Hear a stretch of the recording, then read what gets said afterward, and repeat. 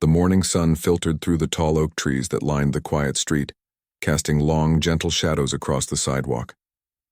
Birds chirped from the branches, and somewhere down the block, a neighbor was already running their lawnmower, the steady hum blending into the calm rhythm of a regular Tuesday. In a small, well-kept house with white siding and navy blue shutters, Lillian Whitmore stood in her front yard, watering her flower beds. She wore a faded cotton house dress and rubber gardening clogs, her silver hair pulled back in a loose bun. At 68, she moved with the kind of quiet grace that came from decades of taking care of others, first her students, then her son, and now, mostly, herself. She wasn't in a rush. Tuesdays were her slow days. After breakfast, a bowl of oatmeal with sliced banana and a cup of weak tea, she liked to tend to her garden.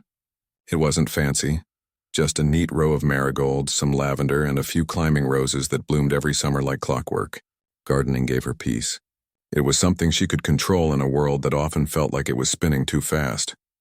The neighborhood had changed over the years. New families had moved in, some younger, some from different parts of the country. But Lillian still knew most of her neighbors by name. She waved to Mrs. Chen across the street every morning, and sometimes shared zucchini bread with the couple 2 doors down. It was a good place to live, quiet, safe. The kind of street where kids still rode bikes without helmets and parents didn't lock their front doors at night. So when 2 police cruisers turned onto her street and slowed in front of her house, Lillian didn't panic. She just paused, hose in hand, and watched. Maybe they were looking for a lost dog. Or maybe someone had reported a suspicious car a few blocks over. It happened sometimes. She didn't think much of it until both cars stopped right in front of her driveway. 4 officers stepped out. 2 were younger, maybe in their late 20s, wearing crisp uniforms and mirrored sunglasses. The other 2 were older, one with a thick mustache and a walk that suggested he'd been on the force a long time. None of them smiled. None of them greeted her. Before she could even ask what was going on, the mustached officer stepped forward. "Ma'am, we need to come inside," he said, voice flat. Lillian blinked. "Inside? Why?"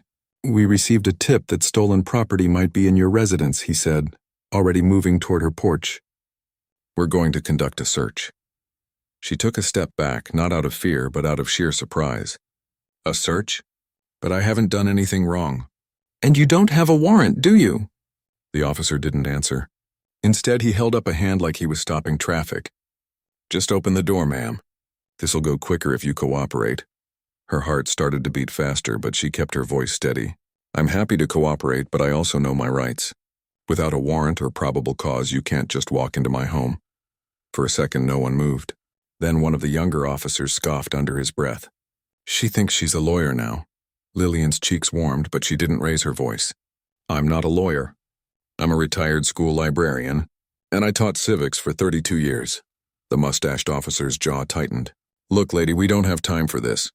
Either you let us in or we'll have to make it official." She hesitated. She knew what making it official could mean. Escalation, shouting, maybe even cuffs. She was old enough to remember stories from her youth. Stories her mother used to tell about police showing up at black homes for no reason at all. She'd hoped those days were behind them. She'd raised her son to believe they were, but here she was. She sighed and unlocked the front door. "Fine, but I'm calling my son." "Go ahead," the officer said, already stepping past her into the living room. Inside, her home was exactly as you'd expect. Clean, cozy, filled with books and family photos. A quilt her grandmother had stitched hung over the back of the couch. On the coffee table sat a framed picture of her son in his police commissioner uniform, standing tall at his swearing-in ceremony just 2 years ago. She'd been so proud that day, so full of hope. The officers didn't seem to notice any of it. They fanned out quickly, opening cabinets, pulling drawers, lifting couch cushions. One of them even went into her bedroom and started going through her dresser. "Hey," Lillian called out, following him. "That's my personal space. You don't need to tear through my underwear drawer." He didn't look at her. "We're looking for electronics, jewelry, anything that doesn't belong." "Nothing here is stolen," she said firmly. "Every single thing in this house was bought with my pension or gifted by family." The younger officer who'd scoffed earlier came into the hallway holding a small jewelry box. "What's this?" "That's my late husband's wedding band," she said, voice cracking just a little. "And my mother's pearl earrings. They've been in my family for generations." He opened the box, glanced inside, then set it down on the kitchen counter without a word. No apology, no acknowledgement. She stood in the middle of her own home feeling like a stranger, like an intruder in her own life. Her hands trembled slightly, but she folded them in front of her, trying to stay composed. She'd taught children how to handle bullies with dignity. Now, decades later, she was living it. At one point, she mentioned her son again. "My son is Commissioner Whitmore," she said, hoping the title might at least earn her a sliver of respect. The mustached officer barely glanced up from rifling through her pantry. "Yeah, and I'm the mayor." "Save it, ma'am." She didn't say anything after that. The search lasted nearly 40 minutes. They checked the basement, the garage, even the attic. They found nothing, no stolen goods, no contraband, not even an expired parking ticket. When they finally gathered near the front door, the mustached officer gave a curt nod. "All right. Looks clean." "Clean?" Lillian repeated, her voice quieter now. "You just turned my home upside down based on a tip? From who? What did they say?" He shrugged. "Anonymous call. Said someone matching your description was seen with a stolen laptop." "I don't even own a laptop," she said. "I use a tablet my son gave me for video calls." No one responded. They just walked out, leaving the front door slightly ajar behind them. She closed it slowly, her fingers lingering on the cool metal of the doorknob. Then she leaned against it, letting out a breath she hadn't realized she'd been holding. Her knees felt weak. She walked to the kitchen, poured herself a glass of water, and sat at the table staring at the jewelry box they'd left on the counter. It wasn't the mess that hurt the most. It was the assumption. The certainty in their eyes that she, Lillian Whitmore, who'd never even gotten a speeding ticket, was capable of something criminal. That her skin color, her age, her quiet house on a tree-lined street somehow made her suspicious. She thought about calling someone. Her sister, maybe, or her church friend Doris. But she didn't want to worry them, and honestly, she didn't want to admit what had just happened. It felt like a personal failure, like she should have been able to stop it with the right words or the right tone. But then she thought of her son, not as the commissioner, not as the public figure in the news, but as the little boy who used to sit at this very table, doing his homework while she graded papers. The boy who cried when he scraped his knee but never when he got teased for reading too much. The young man who joined the force because he believed he could make it better from the inside. She picked up her tablet and dialed his number. It rang 3 times before he answered. "Mom, everything okay?" His voice was warm, familiar. She almost broke right then. "They came," she said simply. "Who came?" "The police, 2 cars. 4 officers. They searched the house." There was a pause. She could hear the shift in his breathing, the way it went still, then tightened. "What, why?" "Said it was an anonymous tip about stolen property. They didn't have a warrant, they just walked in." Another pause. Longer this time. She could almost hear his mind working, calculating, feeling that same mix of anger and helplessness she was trying to suppress. "Are you all right?" he asked finally. "I'm fine," she said, though her voice wavered just enough to betray her. "Just shaken. I'm coming over." "No, you don't have to." "I'm coming over, Mom." She didn't argue. She knew that tone. It was the same one he used when he was 10 and someone pushed her at the grocery store. He'd marched right up to the man and said, "You don't talk to my mother like that." She'd been mortified then. Now she just felt grateful. She hung up and started picking up the scattered items, a photo frame knocked over in the living room, a stack of cookbooks pulled from the shelf, her reading glasses left on the armchair. As she worked, she kept replaying the officers' faces. Not one of them had looked her in the eye. Not once. By the time her son's car pulled into the driveway, she'd mostly restored order. But the feeling, the deep, unsettling feeling of being seen as less than, still clung to the air like smoke. He walked in without knocking, still in his uniform, his expression unreadable. But when he saw her standing in the kitchen, hands folded tightly in front of her, something in his face softened. He didn't say anything at first. Just walked over and hugged her, long and tight, like he was holding on to something precious that almost slipped away. She didn't cry, not yet. But she let herself lean into him just for a moment, before pulling back and gesturing toward the living room. "They went through everything," she said quietly. "Even my bedroom." He nodded slowly, eyes scanning the room, taking in the subtle signs of intrusion, the slightly crooked painting, the displaced throw pillow, the lingering sense that peace had been violated. "I'm so sorry." "Mom," he said, voice low. She shook her head. "It's not your fault." But they both knew it was complicated. Because he wore the same uniform. Because he led the same department. Because no matter how high he rose, some things never changed. Not for people who looked like them. He sat down at the table and she poured him a glass of water, just like she always did when he visited. For a long while they just sat there in silence, the weight of what happened pressing down on them both. Outside, the neighborhood carried on as if nothing had happened. A dog barked. A car drove by. The sun climbed higher in the sky, but inside that house something had shifted. Not just for Lillian, but for her son too, and soon, for the whole city. The City Hall conference room smelled faintly of stale coffee and hand sanitizer.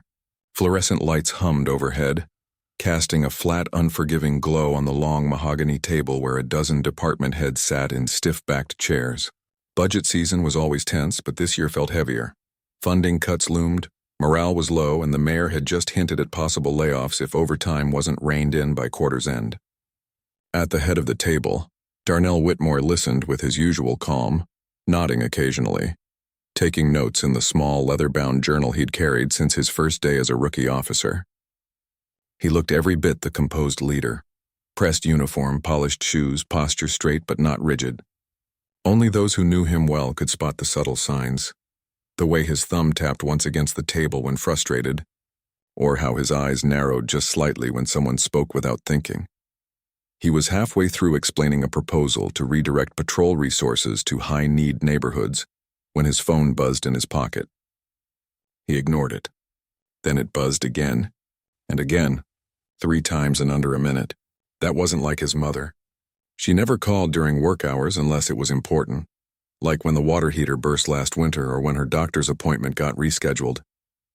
He excused himself with a quiet "one moment, please," and stepped into the hallway, closing the heavy oak door behind him. The sunlight from the tall windows caught the dust motes swirling in the air as he answered. "Mom?" Her voice came through thin and steady, but he heard the tremor underneath, like a wire pulled too tight. "They came," she said. His stomach dropped before she even finished the sentence. "Who came?" "The police, 2 cars. 4 officers. They searched the house." He stopped breathing for a second. Why?" "Said it was an anonymous tip about stolen property. They didn't have a warrant, they just walked in." He leaned against the cool marble wall, eyes closing briefly. His mind raced, not with panic, but with a cold, sharp clarity that came from years of navigating impossible situations. He'd spent his career trying to bridge gaps, to prove that the system could be fair if led with integrity. And now the very people sworn to uphold that system had violated the one person who'd taught him what fairness even meant. "Are you all right?" he asked, voice softer now. "I'm fine," she said, though her voice wavered just enough to betray her. "Just shaken. I'm coming over." "No, you don't have to." "I'm coming over, Mom." He didn't wait for her to argue. He ended the call, took a deep breath, and walked back into the conference room. The room fell silent as he re-entered. All eyes turned to him. "Commissioner?" the deputy chief asked, eyebrows raised. Darnell placed his journal on the table, closed it gently. "Gentlemen, I'm going to have to step away. Family emergency." No one questioned it. In this room, everyone knew what that phrase really meant. Something personal, something serious, something that couldn't wait. He gave a brief nod, collected his coat, and left without another word. Outside, the city buzzed with its usual midday chaos. Honking cabs, delivery bikes weaving through traffic, tourists snapping photos of the courthouse steps. But Darnell barely noticed. He got into his unmarked sedan, started the engine, and drove toward his mother's neighborhood, hands steady on the wheel but his mind churning. Memories surfaced like old film reels playing in his head. He saw himself at 8 years old, sitting cross-legged on the living room floor while his mother read him "To Kill a Mockingbird," her finger tracing each word slowly so he could follow along. "Pay attention to how Atticus treats everyone," she'd said, "even the ones who don't deserve it. That's how you know he's good." He remembered the first time he wore a police cadet uniform in high school, a navy blue shirt with gold buttons, and how she'd stood in front of the mirror with him, adjusting his collar, her eyes shining. "You carry this with honor," she told him. "Not because of the badge, but because of who you are." And he remembered the night he told her he wanted to join the force full-time after college. She'd been quiet for a long time, stirring a pot of collard greens on the stove. Finally, she'd said, "I just hope they see you the way I do." He hadn't understood then. He thought she meant they'd see his dedication, his discipline. Now he knew she'd meant something deeper, something about skin and history, and the weight of being black in a uniform that so many in his community feared. The drive took 20 minutes, though it felt like both an eternity and no time at all. When he pulled into her driveway, his mother was standing on the porch, arms crossed, watching him approach. She looked smaller than usual, like the morning had drained something out of her, but her back was straight and her chin was up. That was her way, never let them see you break. He got out of the car and walked up the steps. Without a word, he opened his arms and she stepped into them. She didn't cry. She never did in front of him. But he felt the tension in her shoulders, the slight hitch in her breath.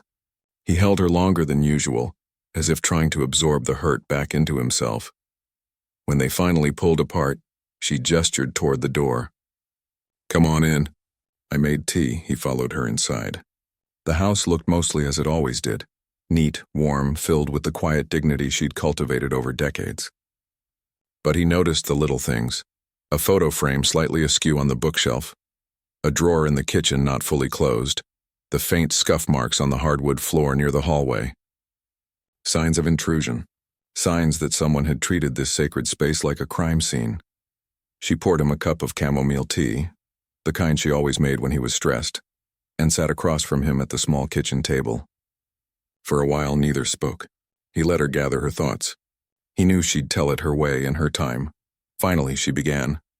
Not with anger, but with quiet precision.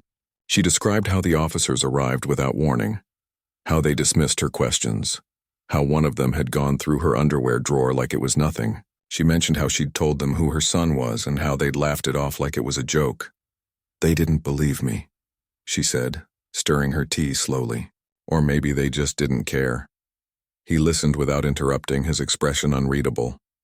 But inside, something was hardening, a resolve he hadn't felt since his early days on the force, when he'd watched senior officers cut corners and looked the other way because he was just a rookie. "Did they show you any paperwork?" He asked gently. "Nothing. No warrant, no badge numbers I could clearly see. One of them had his name tag covered with a radio strap." He nodded. That detail stuck with him. It wasn't just sloppy, it was intentional. Like they didn't want to be identified. "Did they record anything?" "Body cams?" "I think so. But they never told me they were recording. And they didn't say why they were here beyond an anonymous tip." He took a slow sip of tea, though it tasted like ash in his mouth. He knew how these things worked. Anonymous tips were often used as cover, vague enough to justify action, impossible to verify. And in neighborhoods like this, where residents were mostly older or people of color, those tips were rarely questioned. "I'm going to look into this," he said finally. She looked at him, her eyes searching his face. "Darnell, I don't want you to cause trouble." "It's not trouble, Mom, it's accountability. But you're the commissioner. If you go after your own officers..." "I'm also your son," he said softly. "And this isn't just about you. It's about every mother, every grandmother, every person who's been treated like a suspect in their own home, just because of how they look." She didn't argue. She just reached across the table and placed her hand over his. Her skin was cool, her fingers thin but strong. "Just be careful," she said. "The world doesn't always reward doing the right thing." He squeezed her hand and stood. "I'll be back later. I need to make a few calls." She nodded, understanding. She'd raised him to act, not just feel. Back in his car, he didn't drive straight to headquarters. Instead, he parked under the shade of an old maple tree 2 blocks away and pulled out his phone. He called Internal Affairs first, requesting an immediate review of any search conducted that morning at his mother's address. Then he called the watch commander at the precinct that covered her neighborhood, asking for the names of the officers on patrol during that time window. His tone was professional, calm, but there was an edge beneath it, a quiet intensity that made both recipients sit up straighter. Next, he texted his chief of staff. "Need all body cam footage from 9:10 a.m. today at 1427 Oak Ridge Lane. Priority 1. Don't ask why, just get it." Only after those calls did he head to the precinct, He didn't put on his commissioner's hat in the dramatic sense. He didn't march in with an entourage or demand a meeting in front of everyone. He walked in like any other officer, quiet, focused, purposeful. But the moment he stepped through the doors, the energy in the room shifted. Officers straightened up. Conversation stopped mid-sentence. Even the dispatcher at the front desk sat a little taller. He went straight to the watch commander's office. The man, a grizzled veteran named Russo who'd been on the force longer than Darnell had been alive, looked up from his paperwork with a mix of surprise and wariness. "Commissioner, didn't expect to see you here." "I need to review a call from this morning," Darnell said, pulling up a chair without waiting for an invitation. "Oak Ridge Lane, around 9:15. Russo frowned, flipping through his logbook. "Oh, that one. Yeah, we got a tip about a stolen laptop." Officers responded, did a quick sweep. Came up empty. Who responded? Hendricks and Morales, with backup from Jenkins and Pike. Darnell recognized the names. Hendricks was the mustached officer his mother described, known for being thorough, which often meant aggressive. Morales was younger, still wet behind the ears but eager to prove himself. Jenkins and Pike were seasoned but not particularly thoughtful. Did they file a report? Not yet. Said they'd do it after shift. No warrant. Russo shrugged. Tip said the suspect matched the resident's description. They got consent. Darnell looked at him. Did they record the consent? Russo hesitated. I don't know. I'd like to see the body cam footage. Now Russo looked uncomfortable. That's going to take some time. Gotta go through channels. I'm the channel, Darnell said evenly. Pull it up. Reluctantly, Russo logged into the evidence system and cued the footage. As the video played on his monitor, Darnell watched silently. He saw his mother standing in her garden, hose in hand. He saw the officers approach, no greeting, no explanation. He saw her hesitate at the door, then step aside. He heard the scoff from Morales. He saw Hendricks yank open her dresser drawer without asking, and then he heard his mother say clear as day, "My son is Commissioner Whitmore." And Hendricks reply, "Yeah? And I'm the mayor." "Save it, ma'am." Darnell didn't flinch, but something inside him settled like a stone dropping into deep water. When the video ended, he stood.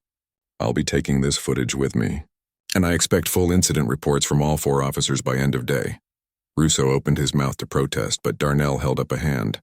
"And schedule a briefing for tomorrow morning. All patrol units. I'll be addressing the department." He walked out before Russo could respond. Outside, the afternoon sun was warm on his face, but he felt cold. Not with anger, though that was there, but with clarity. This wasn't just about his mother. It was about the message this sent to the entire community, that no matter how much you achieve, no matter how clean your home or how upright your life, you're still just a suspect if you're black and someone decides to point a finger. He got back in his car and drove home, not to his downtown apartment, but to his mother's house. She was on the porch again, this time with a book in her lap. Though he doubted she was reading, she looked up as he approached. "Well?" she asked. "They're going to hear from me," he said simply. She nodded, a small, tired smile touching her lips. "Good." He sat beside her on the swing, the chains creaking softly. For a long time, they just watched the street, the kids riding bikes, the mailman making his rounds, the ordinary rhythm of a neighborhood that deserved better. And in that quiet moment, Darnell made a promise, not out loud but deep in his bones. He wouldn't just fix this one incident. He'd make sure it never happened again. Not to her. Not to anyone. The precinct briefing room smelled like old coffee, floor wax, and the faint metallic tang of gun oil. Fluorescent lights flickered overhead, casting a pale glow on the rows of folding chairs where officers sat in various states of attention. Some upright and alert, others slouched with arms crossed, eyes half-lidded from a long night shift. It was early morning, just past 7, and the usual pre-shift chatter had died down the moment he walked in. Darnell Whitmore didn't wear his full dress uniform, just his standard commissioner's attire. Dark trousers, a crisp white shirt with the department insignia on the shoulder, and his badge pinned neatly over his heart. He carried no folder, no notes, just the quiet certainty of a man who knew exactly why he was there. He stood at the front of the room, hands clasped behind his back, and let the silence stretch. He wasn't trying to intimidate. He was giving them space to feel the weight of what was coming. "Good morning," he said finally, voice calm but carrying. I called this meeting because something happened yesterday that shouldn't have. And if we're going to be the kind of department this city deserves, we need to talk about it. Honestly, openly, and without excuses. A few officers exchanged glances. Most already knew. Word traveled fast in a place like this, especially when it involved the commissioner's own family. But no one spoke. No one dared. Darnell walked slowly to the side table where a laptop was set up. He tapped a few keys and the large monitor on the wall flickered to life. The grainy black and white footage from the body cams began to play. First the quiet street, then his mother standing in her garden, then the arrival of the patrol cars. He didn't narrate. He didn't need to.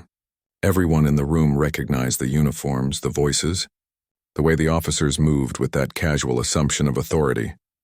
He let it play for nearly 3 minutes, long enough for them to see his mother's confusion turn to concern, long enough for them to hear the dismissive tone in Hendricks' voice, long enough for them to watch Morales rifle through her dresser like he was searching a suspect's cell, not a grandmother's bedroom. Then Darnell paused it. "This woman," he said, pointing to the screen, "is my mother. She's 68 years old. She's a retired school librarian. She's never had so much as a parking ticket. And yesterday morning, 4 officers from this precinct walked into her home without a warrant, without probable cause, and treated her like a criminal." He turned to face them fully now, his expression unreadable but his eyes sharp. "Now I know what some of you might be thinking. It was just a routine search. They got consent. It's not a big deal. But let me ask you this. Would you have done the same thing if she lived in the gated neighborhood on the west side? If she'd been white, wearing a silk robe and holding a cup of coffee instead of a garden hose? Would you have laughed when she told you her son was the commissioner?" No one answered. A few looked down at their boots. "I didn't think so," he said quietly. He walked back to the center of the room, slower this time. "I didn't become commissioner because I wanted power. I took this job because I still believe that this department can be better, that we can protect and serve without making people feel like they need protection from us. But moments like this, they chip away at that trust, not just for my mother, for every person in this city who's ever been stopped, searched, or spoken to like they're less than human just because of how they look." He paused, letting that sink in. Then he shifted tone, not softer but more direct. "Effective immediately, Officers Hendricks, Morales, Jenkins, and Pike are reassigned to administrative duty, pending a full internal affairs investigation. That investigation will look not just at whether policy was violated, which it was, but at the mindset that allowed it to happen in the first place." A murmur rippled through the room. Administrative duty was rare for something that didn't involve violence or corruption. It was a message and everyone heard it. "But this isn't just about 4 officers," Darnell continued. "This is about all of us. Because if we stay silent when something like this happens, we're complicit. If we laugh it off as just how things are, we're part of the problem. And I didn't sign up to lead a department that tolerates that." He walked to the edge of the room, near the back row where the rookies sat. "To the new officers, you're the future of this force. Don't confuse toughness with cruelty. Don't mistake suspicion for vigilance. And never ever forget that the badge you wear is a promise, not a weapon." Then he turned back to the veterans. "And to those of you who've been here 20, 30 years, you've seen a lot. You've carried this city through riots, recessions, pandemics. You know better than anyone that respect isn't demanded. It's earned. Every single day, by how you knock on a door, by how you speak to a scared kid, by how you treat an old woman watering her roses." He let the silence return for a long moment. Outside, a siren wailed in the distance. Inside, you could hear the hum of the air conditioner and the soft shuffle of someone shifting in their seat. "I'm not here to shame anyone," he said finally, voice quieter now. "I'm here to remind us who we're supposed to be. My mother didn't raise me to wear this uniform so I could look the other way. And I'm guessing most of you were raised the same way." He closed the laptop. "The investigation will be thorough, transparent. And when it's done, we'll share the findings with the community.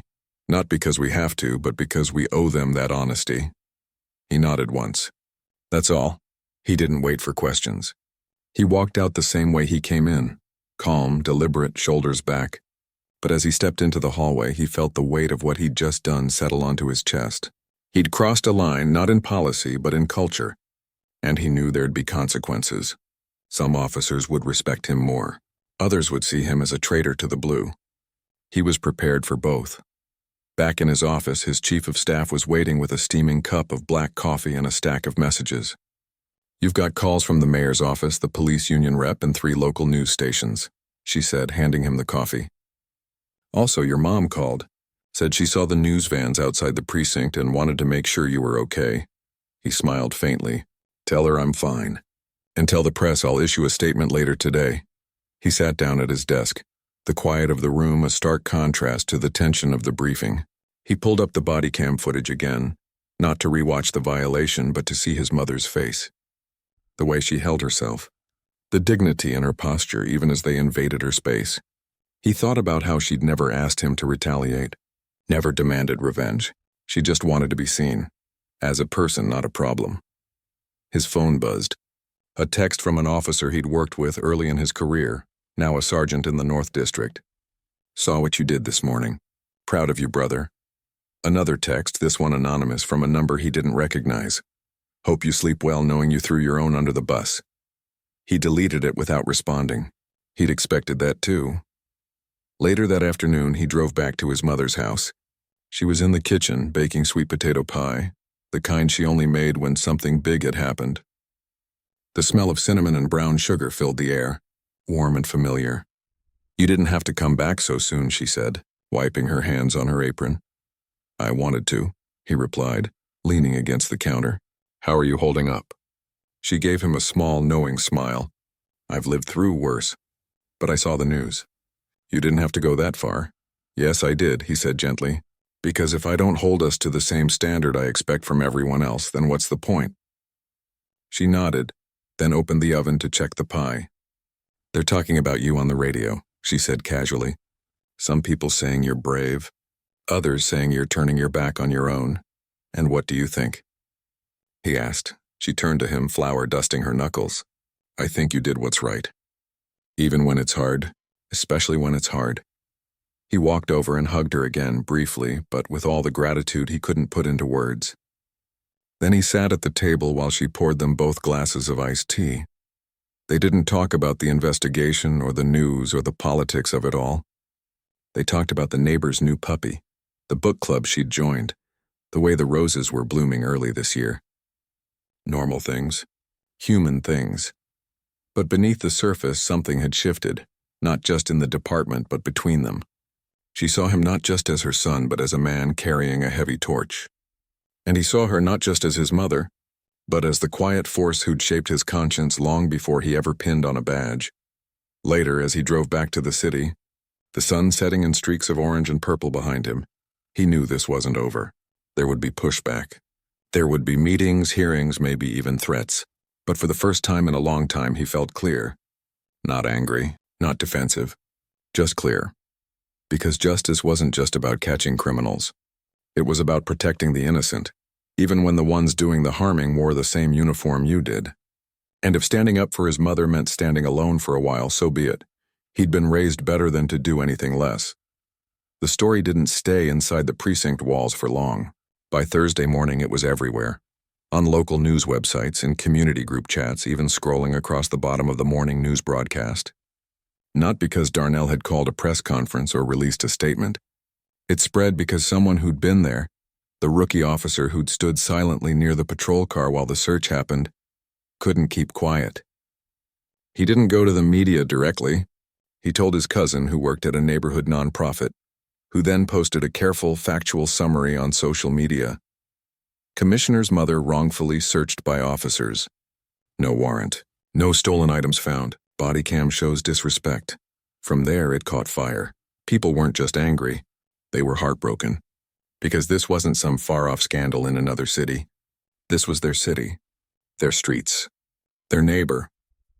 And if it could happen to the police commissioner's own mother, someone with status, with connections, with a son at the very top, then what chance did anyone else have? At first, the department tried to contain it. A vague press release went out. The department is reviewing an incident involving a residential visit. We remain committed to community trust.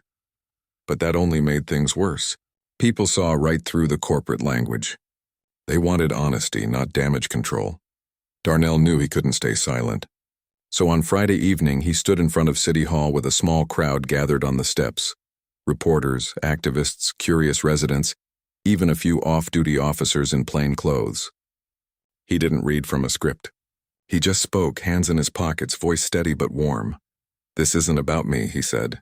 "It's about my mother, and it's about every person who's ever opened their door to an officer and felt fear instead of safety. What happened to her was wrong. It violated policy, it violated trust, and it violated basic human decency. And I'm holding those responsible accountable, not because she's my mother, but because she's a citizen who deserves better." The crowd didn't cheer. They nodded. Some wiped their eyes. One older woman called out, "Thank you for seeing us," and Darnell gave her a small, solemn bow of his head. That night, Lillian got her first call from a neighbor in years, not to borrow sugar, but to say, "I'm so sorry that happened to you." Another left a casserole on her porch with a note, "You raised a good man." But not all the reactions were kind. A man down the street stopped returning her waves. The woman who used to chat with her at the mailbox now hurried past with her eyes down. Lillian didn't take it personally. She'd lived long enough to know that truth often divides before it heals. Meanwhile, inside the department, the air had changed. In the locker rooms and break rooms, conversations were quieter, more guarded. Some officers wore their uniforms with a new stiffness, as if bracing for judgment. Others walked taller, relieved that someone had finally named what so many had seen but never dared to say. A group of younger officers, mostly women and people of color, started meeting after shifts to talk about how to push for real change. Not just performative reforms. One of them, a soft-spoken woman named Tasha, who joined the force just 2 years ago, approached Darnell in the hallway one afternoon. "Sir," she said, "a few of us were wondering, would you consider letting community members help design the new training modules? Not just sit in a room with brass, but actually shape what's taught?" He looked at her for a long moment, then smiled. "That's not just a good idea. It's necessary. Set up a meeting. I'll be there." And so it began, not with a grand decree, but with small, determined steps. A task force was formed. 6 community leaders, 3 veteran officers known for fairness, 2 legal advisors, and Darnell himself. They met in the library's community room, not the police headquarters, because trust had to be rebuilt in neutral ground. They talked about de-escalation. Yes, but also about implicit bias, historical trauma, and what consent really means when someone in uniform is standing on your porch. Lillian wasn't asked to join, but she was invited to speak at the first public town hall. She almost said no. Public speaking had never been her thing. But then she thought about all the students she'd taught who'd been talked over, shut down, made to feel small. If she could give voice to that feeling even just once, maybe it would help someone else be heard. The night of the town hall, the community center was packed. Folding chairs lined the room and people stood along the walls. Cameras were present, but Darnell had made it clear. This wasn't a spectacle. It was a conversation. He sat in the front row, not on the stage, so his mother wouldn't feel alone. When it was her turn to speak, Lillian walked slowly to the microphone. She wore a simple blue dress and her pearl earrings, the same ones the officers had handled like junk. She didn't bring notes. She just looked out at the crowd and began. "I've lived in this city for 43 years, she said, her voice clear despite its softness. "I raised my son to believe in fairness, in doing the right thing even when no one's watching.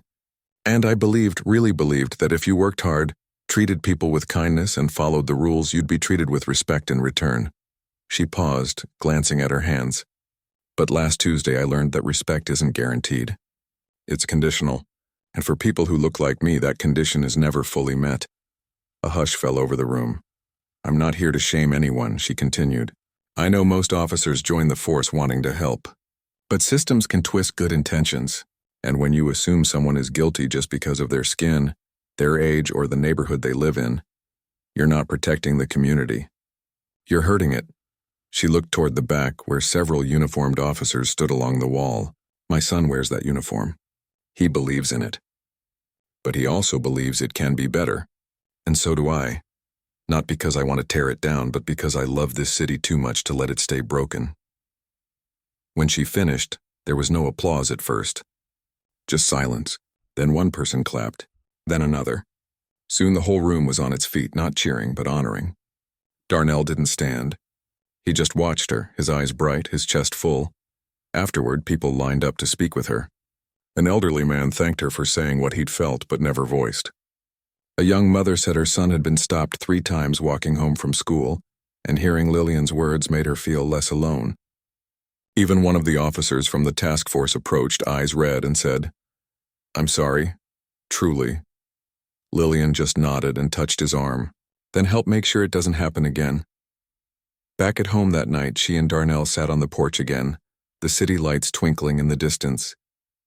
Fireflies blinked in the garden. The sweet potato pie from earlier sat half-eaten on the table between them.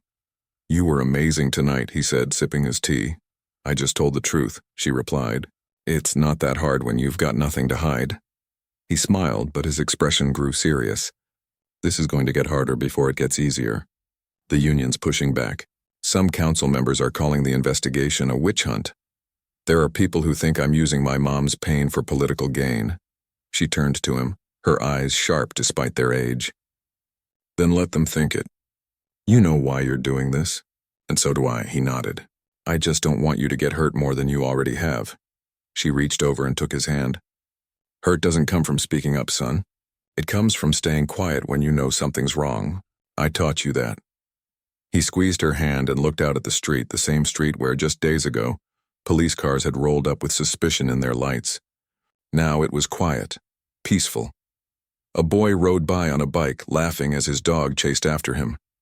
And in that moment, Darnell realized something. The real work wasn't just changing policies or reassigning officers. It was restoring the feeling that a person could stand in their own yard, watering their flowers, and feel safe, not despite who they were, but because of the community that protected them. The next week, the department announced its first major change. All residential searches now required either a warrant or recorded witnessed consent. Body cam footage would be reviewed within 24 hours for any non-emergency entry, and a new community oversight panel, made up of residents, not politicians, would have direct input on training and discipline. It wasn't perfect. It wouldn't fix everything overnight, but it was a start. And as Lillian watched her son drive away that Sunday evening, his silhouette framed by the setting sun, she felt something she hadn't in a long time. Hope. Not the loud, flashy kind, but the quiet, stubborn kind. The kind that grows in the dark and pushes through concrete to reach the light.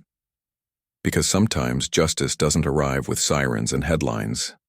Sometimes it starts with a mother's voice, a son's courage, and the simple, radical act of refusing to look away.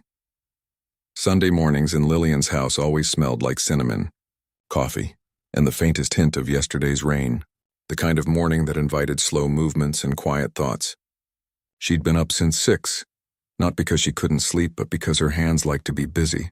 She'd already swept the porch, checked on her roses, and started a pot of collard greens simmering on the stove, just enough for 2. Because by 8:30, without fail, her son's car would pull into the driveway. He came every Sunday now. Not out of guilt. Not because the cameras were still occasionally parked down the street, or because reporters still called his office asking for an update on the Oak Ridge incident. He came because he wanted to. Because somewhere in the chaos of the past few weeks, they'd both realized how much they needed this ordinary ritual of tea, conversation, and the unspoken understanding that home wasn't just a place, but a person. When he walked in that morning, he was out of uniform for once, wearing a soft gray sweater and jeans. He kissed her on the cheek, poured himself a cup of coffee, and sat at the kitchen table like he'd done since he was a boy. No briefing folders, no urgent text lighting up his phone. Just him, her, and the gentle clink of spoons against ceramic. "How's the garden?" he asked, nodding toward the window. "Thriving," she said with a small smile. "The marigolds are putting on a show, and the lavender's starting to bloom early this year." He nodded, sipping his coffee. "Good. You deserve something beautiful to look at." She didn't say anything for a moment. Then, "The officers were reassigned permanently, weren't they?" He set his cup down slowly. "Hendricks retired. Said he didn't sign up for this new climate. Morales requested a transfer to another county. Jenkins and Pike are on desk duty for 6 months, plus mandatory bias training." She stirred her tea. "Do you think it was enough?" He looked at her, not as the commissioner, but as her son. "It wasn't about punishment, Mom. It was about making sure it never happens again. And because of what you went through, it won't. She nodded, satisfied. She'd never wanted revenge. She'd only ever wanted dignity, and the assurance that no one else would have to feel what she felt that Tuesday morning. Later, they walked out to the porch together, carrying their mugs. The sun was warm but not hot, the kind of light that made everything look softer, kinder. A breeze rustled the oak leaves overhead, and somewhere in the distance children laughed as they chased each other through a sprinkler. "I got a letter yesterday," she said after a while, "from a woman over on Elm Street. She said her grandson was stopped last month just for walking home from the library. They asked him where he got that backpack. He's 12. Darnell's jaw tightened slightly, but he didn't interrupt.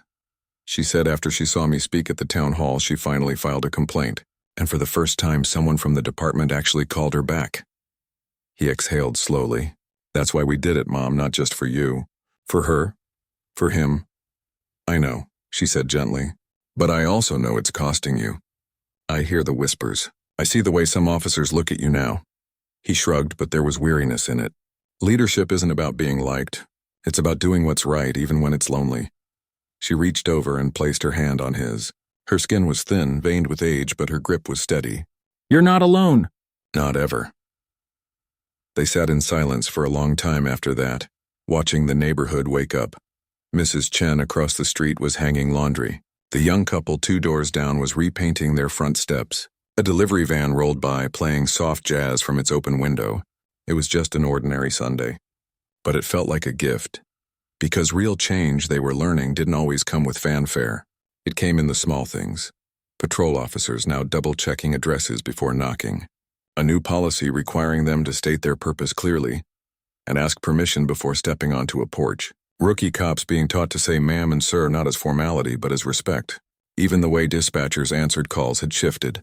Less suspicion, more care. And then there was the training. The community-designed curriculum was rolling out in phases, starting with the newest recruits. It wasn't just about laws and procedures. It was about stories, real ones. About listening. About understanding that a home isn't just a structure but a sanctuary, and that trust, once broken, takes more than apologies to rebuild. It takes action, consistency, time. One afternoon, a young officer, barely older than Darnell had been when he started, stopped by Lillian's house. Not on duty, just in plain clothes holding a small potted plant. "I heard what happened," the young man said, shifting nervously on her porch, "and I just wanted to say I'm sorry, on behalf of all of us who should have done better." Lillian invited him in for tea. They talked for nearly an hour, not about the incident, but about his grandmother, his reasons for joining the force, his hopes for the city. When he left, he didn't just hand her the plant. He helped her place it by the window where it would get the best light. That, more than any policy change, told her things were shifting. Back at headquarters, Darnell had started something quiet but powerful. Neighbor walks. Once a month, off-duty officers paired with community members to walk their own neighborhoods, not in uniform, not with radios, just as people. They knocked on doors, asked how folks were doing, listened to concerns. No agendas. No reports. Just connection. At first, turnout was low, but slowly it grew. People began to see the badge not as a symbol of authority, but as a promise. One that was finally being kept. And through it all, Lillian remained the quiet anchor. She didn't seek the spotlight. She turned down interview requests, declined speaking invitations, but she never stopped showing up. At community meetings, at the library's youth reading hour, at the small church garden where she still volunteered every spring. One evening, as she and her son sat on the porch watching fireflies blink in the dusk, she said something that stayed with him long after he drove back to the city. "You didn't just stand up for me that day," she said, her voice soft but sure. "You reminded them that respect isn't earned by a badge. It's owed to every soul, just for being here." He didn't answer right away. He just watched the fireflies rise and fall like tiny stars learning to fly. "I learned that from you," he finally said. She smiled, the kind of smile that held decades of love, loss, and quiet strength. "Then I guess I did my job." The cicadas began their evening song, a steady hum that wrapped around the yard like a blanket. Somewhere down the street, a screen door creaked open, then shut. The smell of someone grilling drifted through the air. It was peaceful, whole. And in that moment, Darnell understood something deeper than policy or procedure. Justice wasn't just about fixing what was broken. It was about protecting what was good. About making sure that a woman like his mother, kind, hardworking, full of grace, could live out her days in safety, in dignity, in peace. No headlines marked the end of the story. No grand ceremony. Just a mother and her son, sharing sweet tea on a warm Sunday evening, surrounded by the ordinary magic of a neighborhood that was learning slowly how to care for its own. Because real change doesn't always roar. Sometimes it whispers. And if you're quiet enough, if you've learned to listen, you can hear it growing in the spaces between the words. In the way a stranger now says good morning instead of looking away.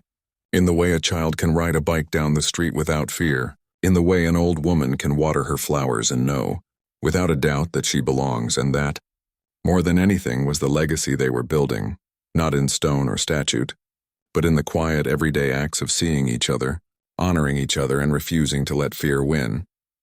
The sun dipped below the trees, painting the sky in streaks of gold and lavender. Lillian reached for the teapot to refill their cups. Darnell leaned back in his chair, eyes closed, breathing in the scent of earth and roses and home. And for the first time in a long time, everything felt exactly as it should be.